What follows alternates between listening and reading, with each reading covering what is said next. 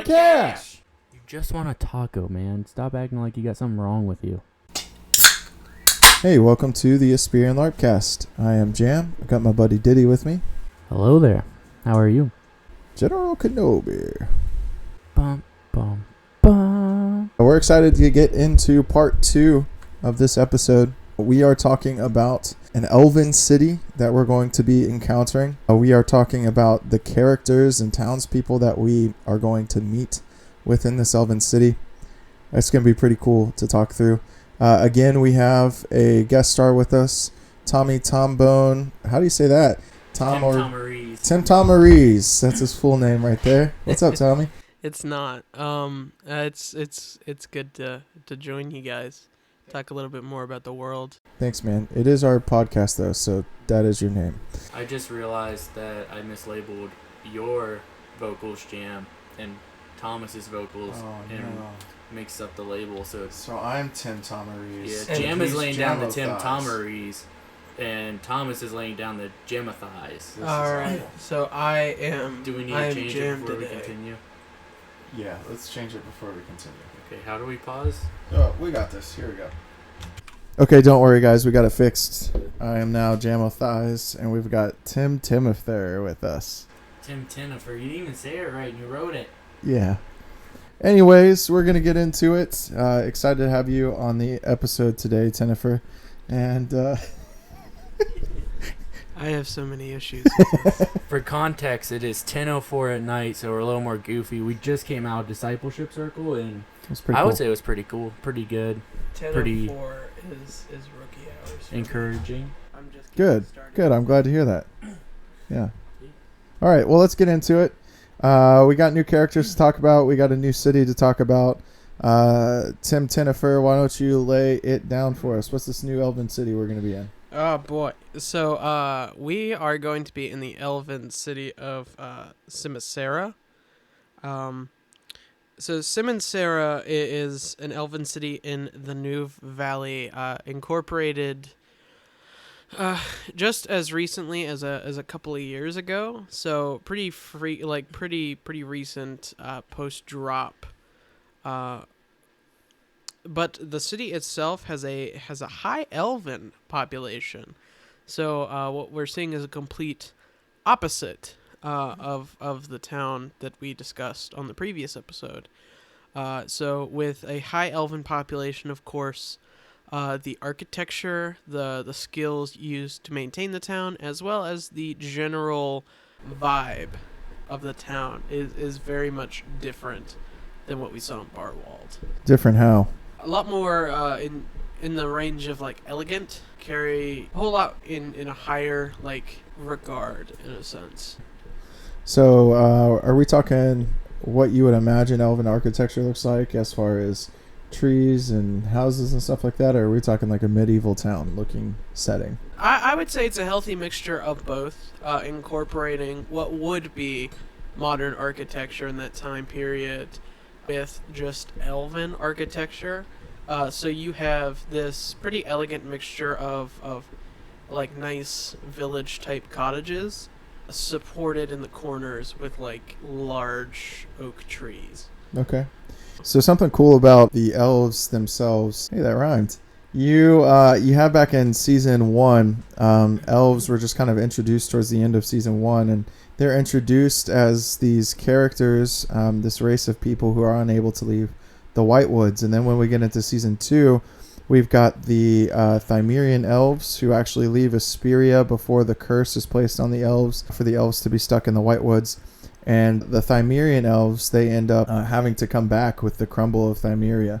And so something that's cool is you've got the curse that's lifted, so elves are able, in Aspiria, they're able to leave the White Woods now, and you have Cymerian elves that are coming. Even though they're the same race, you've got this mixing pot of culture, where Cymerian elves are now interacting with Aspirian elves. You have Aspirian elves that are a little bit more barbaric and tribal, and you have your Cymerian elves, which are your more traditional high elf, what you would see in probably like Lord of the Rings, the Elder Scrolls, those kind of things. And so now you've got them meeting together in this city. Cymcera, did I say that right? Cymcera? Yeah. this city that is being developed, very similar to what we saw with, man, I'm going to butcher the pronunciation, Barwald. No, you got it. Nailed it. Similar to what you see with Barwald with Navir, and he's the mayor of Barwald, and he's trying to build up this Dwarven province within New Valley. Now you got Cymcera that is being built up as well. Right. And Cymcera is actually being mayored by a man named Lord Tenebrae. And Lord Tenebrae is an elf who served alongside the Ursine, actually. And so he fought alongside Briar Palicia's father in the war at Mount Ursine. And he is one of the less barbaric, cannibalistic elves. He is what you would imagine a high elf should be. So he actually fights alongside Briar Palicia's father. And interesting parallel to last episode where we were introduced to Mars. Oh, yeah, your new character. Yeah, Mars, who fought alongside King James I. Yep. At the Battle of Ursine. Maybe even some potential dynamic that can be explored later on there. Yeah, that would be cool. Lord Tenebrae is now aligned with Jennifer Skinnifer, the Queen of New Valley. And so he's interested in serving alongside her, having seen that Palicia, the Queen of the Elves, is serving alongside her as well. And so we've got that cool dynamic going on where what would have once been enemies are now united under the crown together. Someone who served the Ursine is now serving the queen who would have technically been her enemy. So that's cool to see. It really digs into that idea of rebuilding and reemergence in the world, and really bringing things back down to a central point of that the world itself is not consistently revolving around these world-ending plots, that the world itself is dynamic. So would you say it's almost like an age of revival? Some might even call it a melting pot. All right, I see what's happening here. It's cool to see this character. Hopefully it'll be cool to see this character at least actually come to life and interact. He's not going to be as interactive as Navir might be within Barwald, but he's going to be an important character hopefully in stories to come. A lot of that can just sort of be attributed to the way elves present themselves in general. Elven leadership is a much more highly regarded position.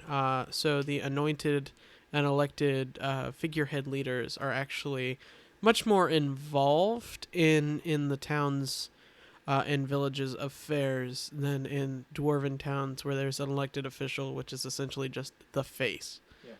So the less interactability can really stem from the idea of just how busy this man is and how he presents himself. Parrot Avery.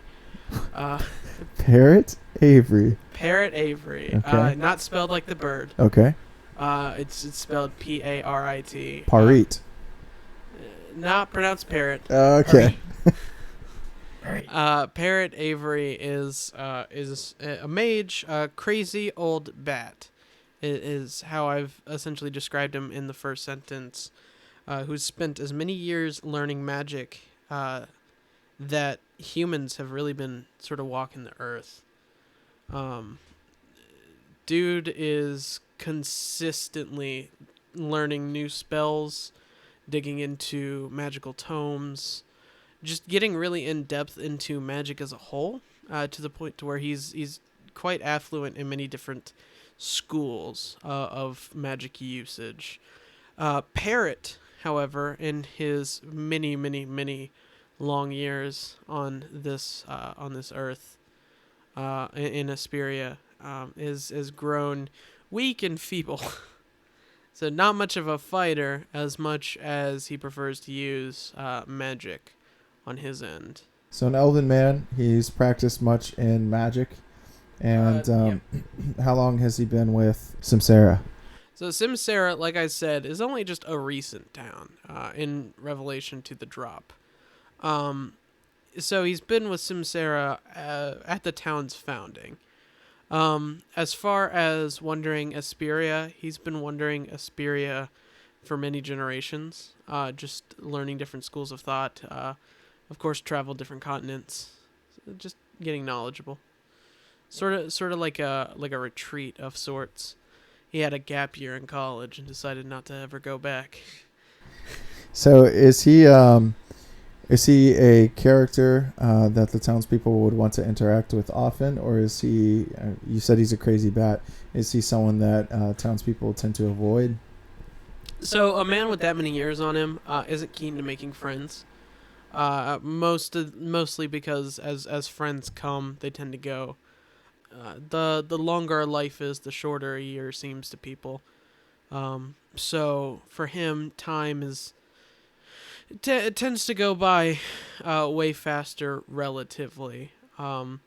So he's not very much sociable in the sense of he doesn't want to make friends with people. But it's not to say that people shouldn't interact with him. He's a very knowledgeable gentleman, and a lot of his craziness stems in the personality of just wanting to come off unsociable. He's smart, book smart. He's got book sense, but no common sense. Okay. If I had to describe it. Okay, very cool. Well, here's another group of NPCs that we're going to run into. Party 2 is going to be running into a bandits guild known as Canja Club. And Canja Club is this bandits guild that has kind of risen as a result of the drop. They are trying to do anything and everything they can to basically just get as rich as possible. Canja Club actually tried to take up ownership of the ruins of the valley, and no doubt the princess probably had some sort of interaction with Canja Club trying to get them away from the ruins of the valley. So there's a man named Tasu Leech, and he is currently the leader of Canja Club. There's been a little bit of a rebellion, and so Tasu Leech actually overthrew the former leader of Canja Club, and he took about 75% of Canja Club with him. All of this was a dispute over finances. Tasu Leech is interested in getting rich. He's interested in living comfortably. He basically wants whatever he can get. And so he had a disagreement with the former boss and ends up leading a rebellion against the former boss. And now Canja Club is going its separate way. Not really sure what happened to the former boss.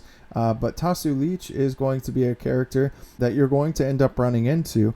And he is going to have a character with him named the Client. The Client is super important in the sense that they want to take the Client and they want to sell him off to an NPC named the Employer. The Client is currently imprisoned by Tasu Leech. Tasu Leech and his men are not treating him very well, and the party's going to be able to interact with the Client a little bit and decide what they want to do. Do they want to free the Client, or do they want to leave him in the custody of Tasu Leech? This is a prime example of something we plan on doing from here on out, and that's including just player agency within the quests. So this is a side quest. Our plan is to sort of slow roll this, starting with side quests and eventually getting to main quests, but just introducing a higher stakes player agency, sort of like a multiple choice question on a test, except each answer leads down a different path. So you'll have a couple different ways you can not only approach this quest, but also finish it out. And then each decision you make in the quest will lead to a different outcome. So another prominent NPC that we're going to discuss, well, not really NPC as much as it is just encounter. Is I want to go a little bit in depth and do some lore drops on you here about a breed of monsters known as the Leshen. The Leshen were the first round of elves created by the dwarves, in an act of the dwarves to be more like the Lord of Light, thinking that they have the power to create life. Yeah, so the Leshen are kind of mutations of the elves. They At are. least what we have as elves today, they were the original creation of what elves were. They were the first batch of elves, cursed by the Lord of Light. And what we get into and what we're going to explore a bit more of is just how far away from a human-like creature these things are. They were originally made to be a lot like the elves, with very, very minor differences. They were a curse was bestowed upon them, and their limbs were lengthened to a point where they have this this tall, gauntly look. They're supposed to almost be tree-like. Well, actually, and to get into that, their limbs are entwined with thick branches that prevent them from being super mobile. So they're these tall, lumbering, slow monsters that have I guess you could say, a hankering for vengeance against the elves that currently inhabit the land. They feel constant pain and suffering. That was their curse, with their limbs being consistently stretched, their bones being entwined with trees, and then their skulls were embedded with deer trophies. They are consistently suffering, consistently harrowing, and they blame the elves for this, because they blame the dwarves to a point, but they see the current elves as undeserving of their spot on the land, as they feel as though the current elves should be suffering the same fate. Now, the Leshen are not a common occurrence in Aspirian nowadays. They were much more apparent and common in the ancient times. However, they were hunted down to near extinction by humans early on in the land's life. And they were hunted down to near extinction by humans, as humans saw them as a blight against the Lord of Light. So, well, there you have it. You're going to be facing up against a Leshen. Hopefully no one dies. They're terrifying creatures. Just even seeing the one that you're going to encounter is terrifying. Ethan, maybe you can get the Hunter Felix Award this time. Maybe we can kill off Ethan Marshall this way. Why? He doesn't look super happy about that. Not at all. Why, Jim? Why? There are tons of other NPCs I'd love to go into details about. However, I think some surprises are left best wrapped underneath the tree, wouldn't you say, Jam? Yeah, I mean, 2 of the NPCs, just know this, 2 of the NPCs you're going to have to encounter and engage with will unlock the side quests for you to be able to interact a little bit more with Tasu Leech, for example. Your Leshen's going to be your main quest line. You could miss 2 side quests here. Oh yeah. So the side quests are no longer mandatory things to progress the main quest. Side quests are now completely optional as a way to make the world much more dynamic. The world moves even when you don't. Well, you haven't heard much from Ethan. That's because his party's going to be playing in this a little bit. Since we have you here, Ethan, are you nervous to fight a Leshen? And what are some things you might potentially be excited to encounter?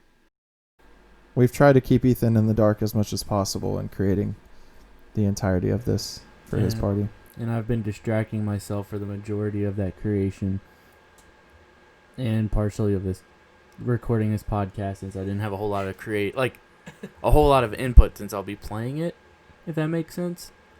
Took down a dragon before, but that was his honor, so Leshen wise, I don't know. I feel okay about it, but we also talked about it a little bit, and I don't want to go too in depth with the mechanics of how he's going to work. Is it a he or a she? It's just sort of A creature. It's an ancient creature. Let's say they, Yeah, we'll use they. which means plural. Just hearing the description of the Leshen makes me think of being almost like a physical representation of the depravity and the disfiguration of sin. That's cool. Just a real quick thought. I don't have much else to dig in with that, unless you guys want to take that a little bit deeper. I mean, you do see the deformity of this creation of the dwarves, and I think that's interesting to see. It's interesting when you look in the book of Genesis, for example, and God curses the serpent and tells the serpent he's going to be crawling on his belly. And then you get in Revelation and it calls Satan the dragon. And typically you have throughout history and culture and so on and so forth, you have dragons depicted from culture to culture to culture.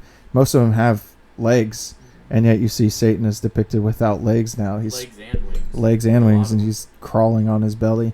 And so it's kind of cool to see the Lichen. They were created and birthed out of sin, and this representation of that is deformity then. And it just kind of reminded me of what you see with Satan, the serpent at least, where the serpent is kind of deformed as a result of the curse. He no longer has wings or legs. And then that brings up a whole nother question of when he's called a dragon in the book of Revelation, is that referring to him as what we would think of dragons with wings and legs and so on? I don't know, but that's kind of a cool idea that you thought through there, Ethan. Thank you. Another thought, just talking through that I had of, was like seeing how the dwarves sin and trying to create their own race so they could be their own gods, essentially, is seeing how the Lichen, how the dwarves sin is causing pain and misery for the Lichen, in that like it was an incomplete creation almost by the dwarves, and that they're, from what Thomas described, just like constant agony and like pain, but also jealousy of the elves. Even though the elves were created by the dwarves, the elves are more, I guess, humanoid in shape and features, and more human-like as opposed to creature-esque. Another aspect that I really wanted to nail down with the Lichen is the fact that they don't speak.